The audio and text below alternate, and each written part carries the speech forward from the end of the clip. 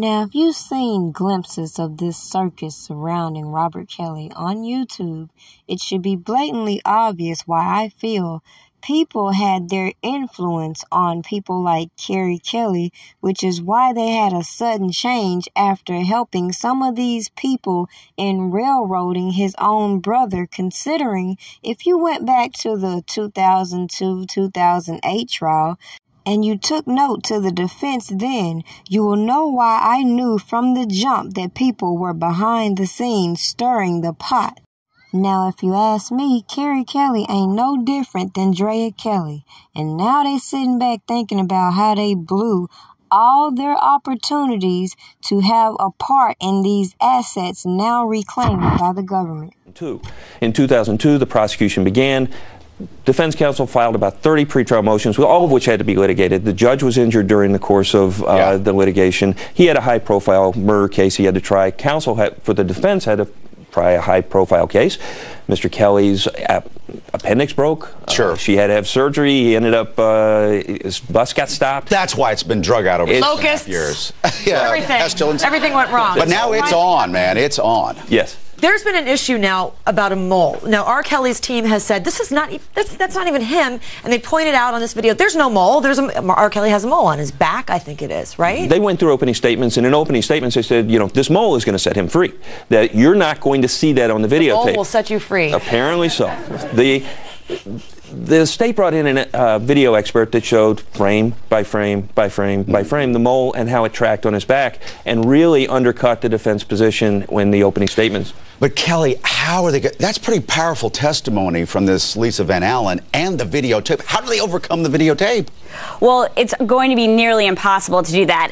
But if you look at R. Kelly, this is a guy who doesn't exactly have the best history. You know, he married Aaliyah when she was 15 back in 1994. That was quickly annulled when he found out she lied about her age. Remember, Aaliyah was a R&B singer herself who was killed tragically in a plane crash. And so R. Kelly doesn't exactly have the best reputation, and that's definitely going to be taken into account. But interestingly, just kind of on a sidebar, he may not have a good reputation, but he is beloved in that area, especially. People love his music. Hometown hero. What happens when he walks into a restaurant? I mean, I've been in the place when R. Kelly has walked into our bureau at celebtv.com in Chicago, and the room just stops. R. Kelly gets the best table. People walk up, shake his hand, pat him on the back. People are really able to separate church and state when it comes to this guy. But Kelly, you've covered this trial from the very beginning, celebtv.com, and you know celebrities.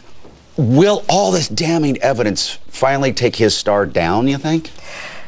I think that R. Kelly, when it all ends, he's going to be remembered for his music. No matter what happens, he really is. He did the Bulls theme song. This is a guy, people are able to separate it. Olympic theme songs, and In the Closet, all that series of videos and all that. I think when this all ends, it's going to be like a Trapped in the Closet series. Who knows, this guy could come out with a reality show. He could be inspired and create more music based on that. If he isn't in jail. Now, here's the thing. Will he be brought up to testify?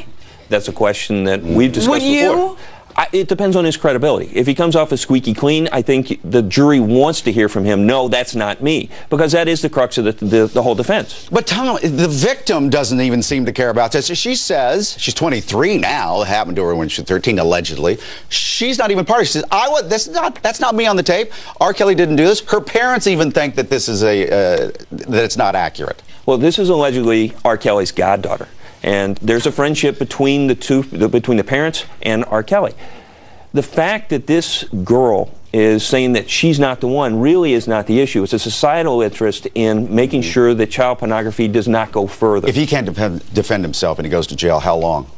He's looking at 4 to 15 under Illinois law.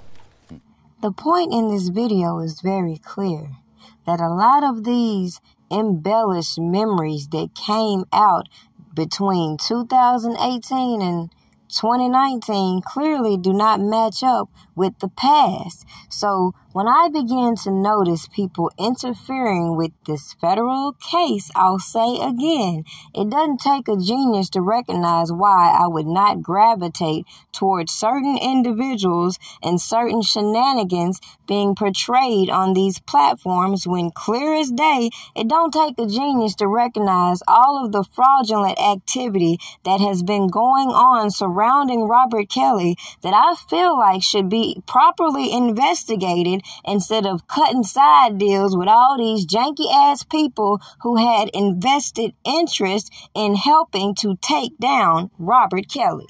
Make that shit make sense.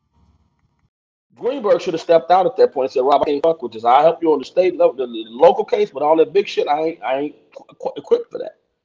But because he wanted the popularity and all that shit, he stayed on. And then he started working with Nicole.